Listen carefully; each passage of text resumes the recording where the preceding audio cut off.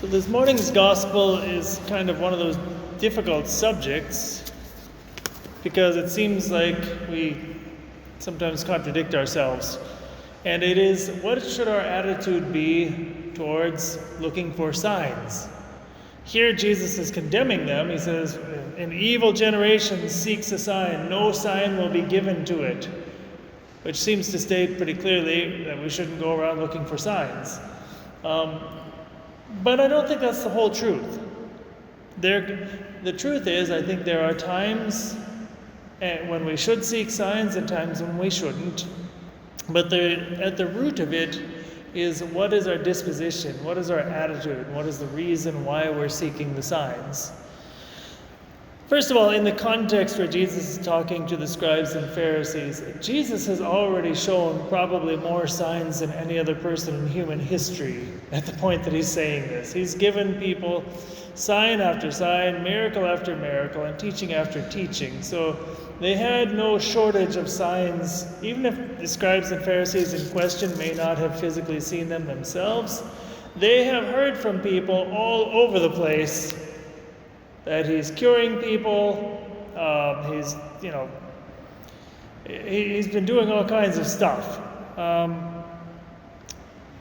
Perhaps their concern was that he does signs in a way that they don't like it. Like if he cures somebody, okay, only God can cure. But if he does it on the Sabbath, then that raises the question in their minds, well, he can't be from God. Yeah, but he just cured him. So fundamentally, if Jesus is giving signs, then signs are not something bad, right?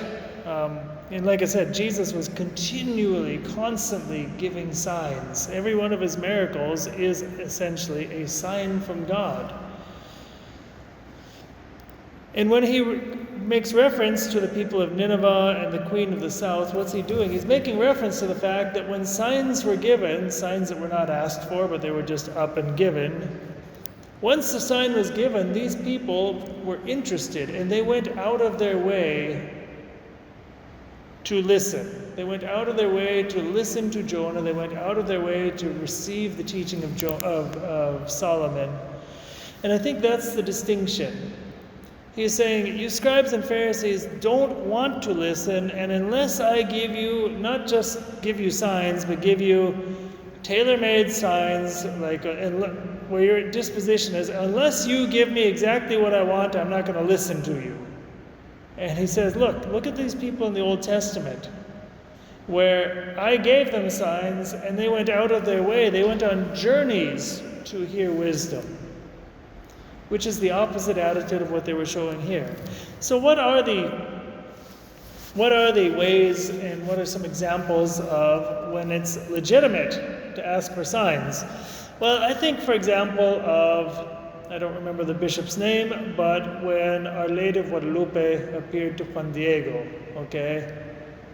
And the bishop, poor Juan Diego goes to the bishop and says, Our Lady appeared to me and wants you to build a church.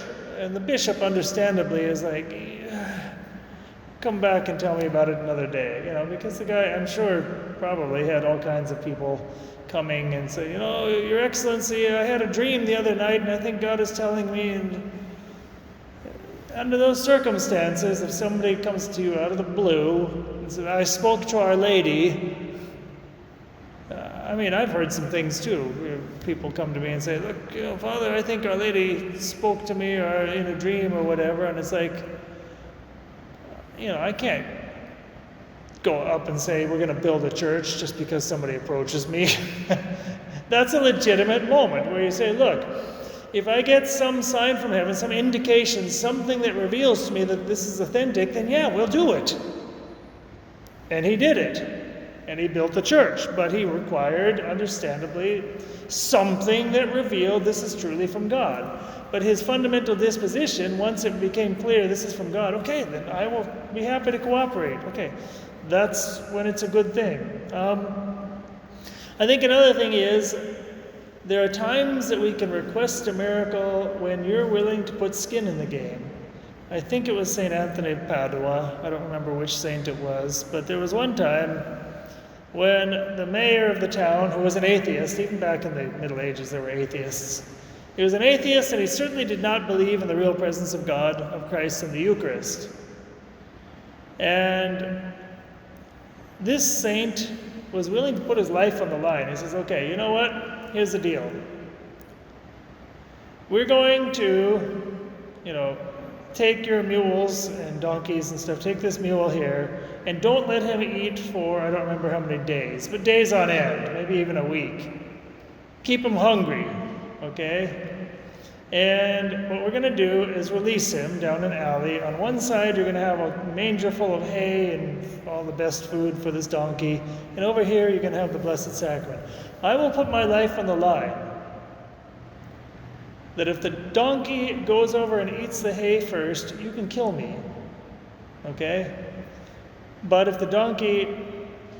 telling you, the donkey is going to go and kneel down in adoration before the Blessed Sacrament first. And if that happens, then you might want to consider believing. And guess what? Okay, here was a saint who was willing, he had skin in the game. He's not just saying, Lord, unless you do this, I won't believe. He's saying, Lord, I believe in you so much that I'm going to put my life on the line to depend on this miracle. Kind of like Elijah did when he called fire down from heaven. Same story. Under those circumstances, you're not saying, Lord, I refuse to believe until. You're saying, Lord, I believe in you so much that I'm willing to risk it all so that you will be glorified through a miracle.